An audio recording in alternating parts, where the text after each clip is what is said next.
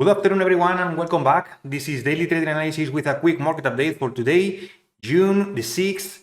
Today we got initial jobless claims way higher than expected, 261,000. The previous one was 233, and we were expecting it slightly higher. So way higher. People claiming jobless is good for the Fed, is good for inflation. It's not good for them, but remember that higher unemployment, higher jobless claims means slowdown of the economy. Continuing jobless claims also came, well, not also, a little bit lower than the previous one, way lower than the consensus, but at least initial jobless claims, this means that more people are initially the first time they are claiming jobless. Continuing jobless claims means that long term they are continuing claiming that this is more important in terms of the two data. Also, inventories still in the negative, so inventories month-over-month continuing in the negative, but these initial jobless claims way higher than expected means a little bit of good news, because maybe in next week Federal Reserve in the FOMC will keep the rates the same, and that's the key. That's the key for the markets. Whether or not Fed are going to raise rates next week. For now, if we check the Fed Watch tool, still the vast majority of analysts are expecting 70% and are saying flat, so no raise. But if we check for July until September, there's still a probability.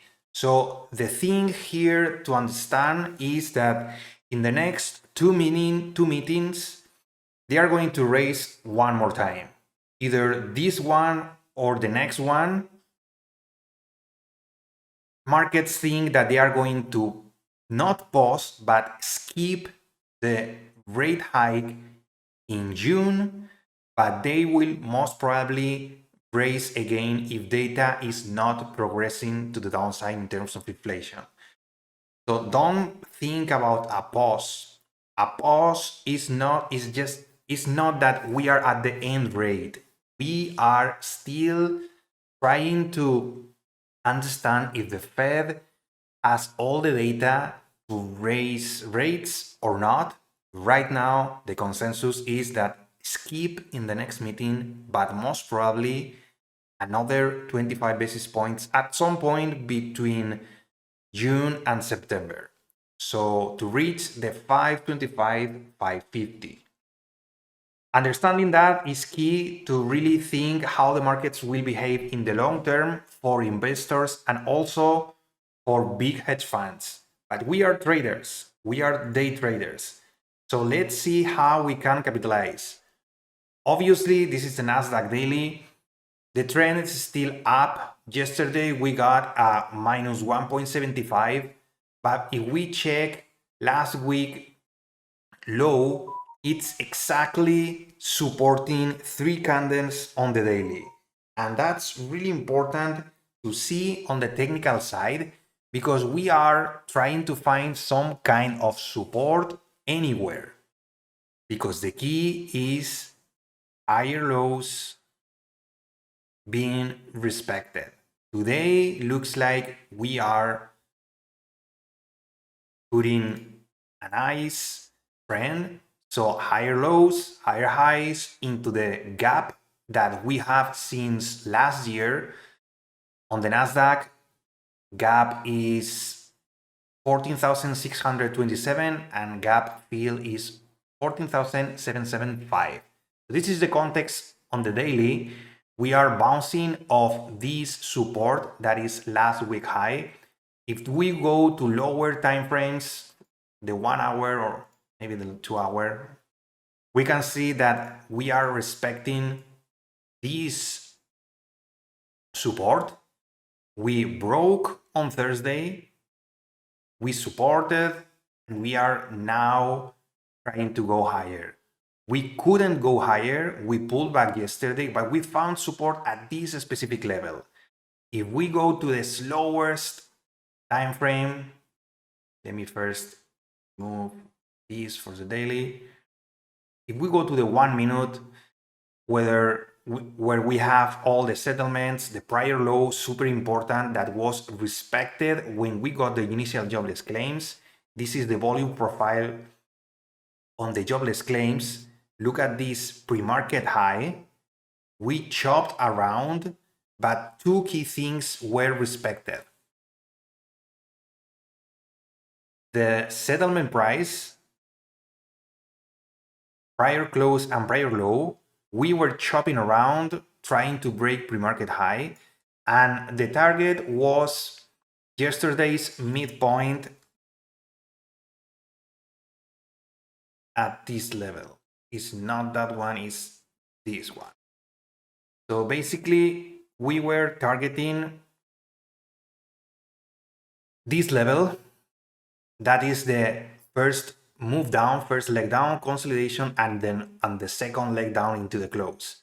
So this reshort was my target today if we were respecting settlement and prior low into the break of the pre-market high. And that's exactly not the best price action, but that's exactly the kind of thing that we got here. Once we broke this pivot, we try, I mean, this is not good price action because there's still a lot of shorts from yesterday. We have to understand that, but we were grinding higher and higher and higher. This is not the best price action, but the risk reward was there. So basically, if you caught any of these pullback, for example, this one, and you have the stop right below, for example, like 2 points below low of day, and your target was exactly that zone on the 30-minute chart, we were talking about 1 to 6 risk reward ratio. That is a really nice trade. You would have to wait for at least like 2 hours, things like that, but this is the kind of price action that means there's a lot of resistance still from shorts, and right now we have the point of control at 14,486 up here, and we are trying to pull back. One thing interesting on the 1 hour chart, sorry, on the 30-minute chart, look at this white line. This is the 200 moving average on this specific time frame. We held here, we tried to hold here on the 1st of June, and since then we broke, and now we are having that resistance. That means that we are still bullish on the longer and the higher time frames, but on the slower time frames we are just doing, as you can see, a lower high. So we have to continue seeing today the kind of price action that we have, but if we respect this new lower high and we close around here tomorrow and the rest of the week, we have to see if we put a new lower low. That would mean that we are going to break last week low and this support on the 30-minute chart. So if we plan for something like this, this is the kind of thing that if you are bullish, you don't want to see. So basically, let me put it red.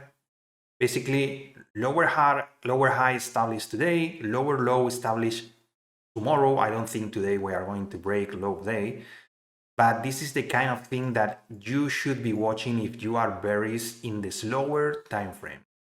Remember that this is not for higher time frames. On daily chart, we are still super bullish, but this is the kind of switch that you should be waiting for, and the lower high below last week high, last week low, that would certainly put a lot of pressure to the downside, and shorts will notice this for sure. So this kind of switch on trend, starting on the 30-minute chart upwards to the daily chart, that would mean that throughout the week we are going to feel the pressure. But anyway, today we are in the green, 0.77, but this is the kind of thing that you should be watching if you are trying to short this strong market.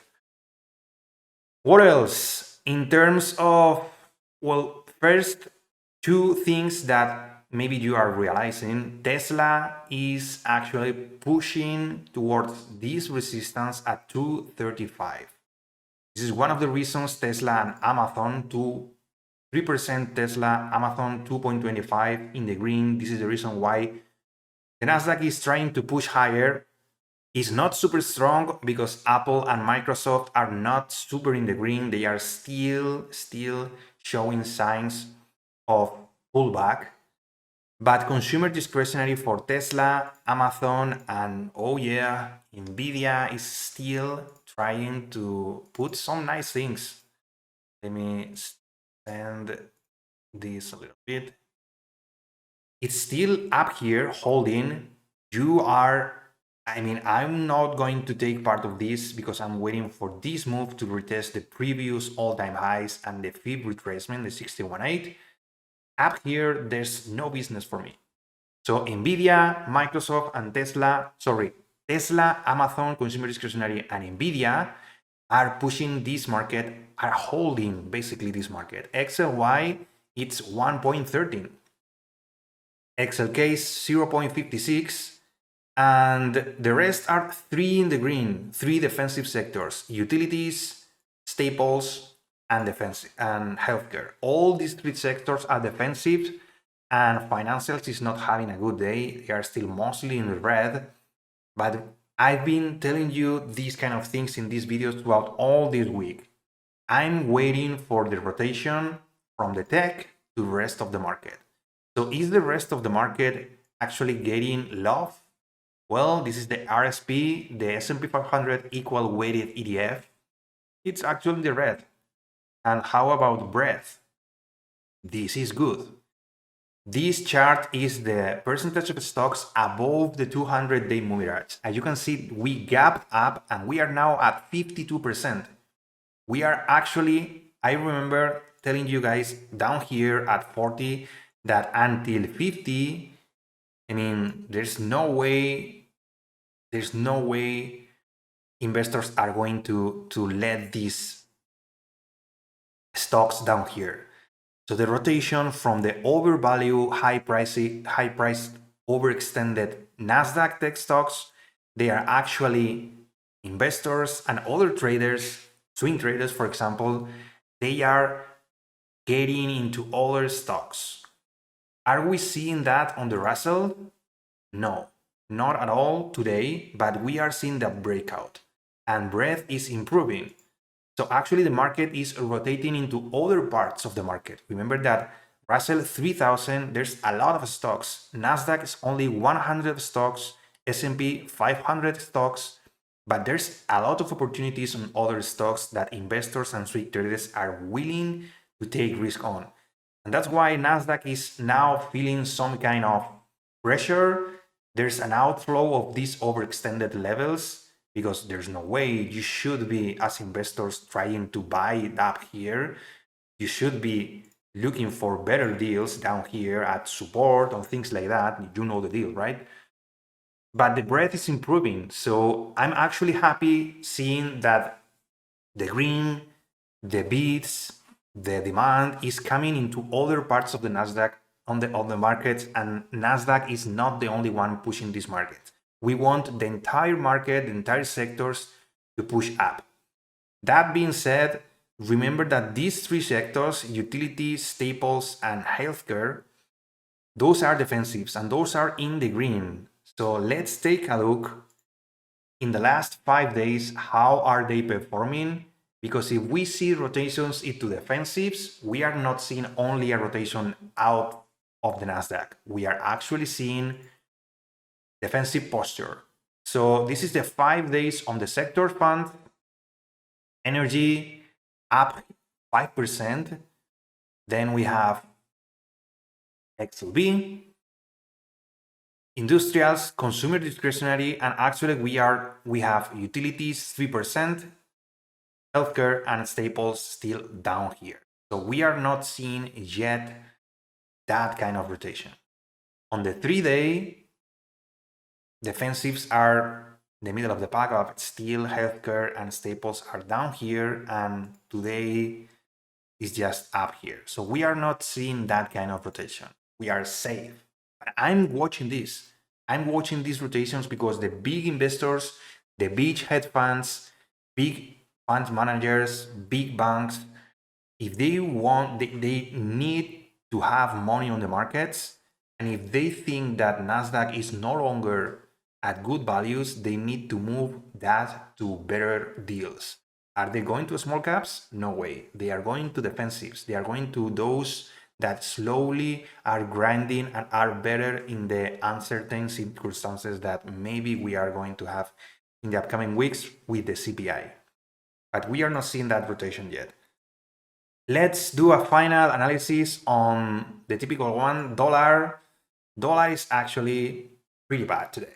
0.72% is feeling the pressure, and we are breaking down this pivot at 103.50, and yields are in the red. I don't think yields are actually changing the structure on the overall time frames on the daily. Yields are still strong. We are still thinking that Fed is needed to be more, to do more, maybe not next week, but in the upcoming FOMC minutes. Markets are pricing in at least one more hike, maybe not next week, but before September. So that's actually quite interesting, because on September, if we check the interest rate futures, we are at 5.26, and that's 25 basis points more than today. So the markets are pricing in a skip next week, and then in July, either July or September, we are pricing in a 25 basis point hike. So interest rates are not on a pause. Market is pricing in a new hike. So focus on that, and don't remember, you have to really understand the circumstances and the overall context. Let me show you. So this is gone and this is gone. So that was the plan. Let's see, last minute watch.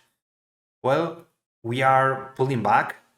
We are still in the green, but there's a lot of opportunities for today into the afternoon. Remember this 200 moving average and the EMA, and it's super important that we don't break pre-market high that we broke into the open and settlement. We need to establish, as I was saying, we need to establish at some point this lower high, but we need to support around here if we really are building a case for bulls. We really need to hold this kind of setup. This will be a lower high in the smaller time frames, but if we break down, we need to find support around here, last week low, if we want to remain bullish. If not, that would transform into this kind of setup for the bear side. So remember this kind of setup, and I'm watching this along with the rotations. And I think that's all from my side. I think that's all. We covered everything. Today is a slowly grinding day. I think you could have monies every day, but today is a little bit tough because this price action is super choppy, but still we are moving higher. We are trying to hold, but the resistance coming from the top is quite high. So thank you all for your time. If you found this video useful, please remember to click the like button and subscribe to the channel to receive notifications when I upload new videos. Remember that I upload new videos every single day for market forecast, market updates, and market recaps. I appreciate your time as always. Remember that the trading day is not over yet. It's 2 p.m. in the afternoon. There's still at least 2 hours more of trading if you want to find opportunities, but don't overstate your welcome. I think tomorrow and Friday, tomorrow is Friday. I think tomorrow being Friday could be good opportunities to end the week in the green. Right now we are pulling back on the weekly, but we are still holding this support. And maybe for next week into the FOMC, Nasdaq wants to do something like that. So I'm waiting for that. I'm doing my job. I'm trying to share with you my understanding and my setups, my vision, my approach on the markets. And if you like that, please subscribe to the channel and let's do this together. Remember that discipline and risk management are key for success. Stay safe, everyone, and see you tomorrow.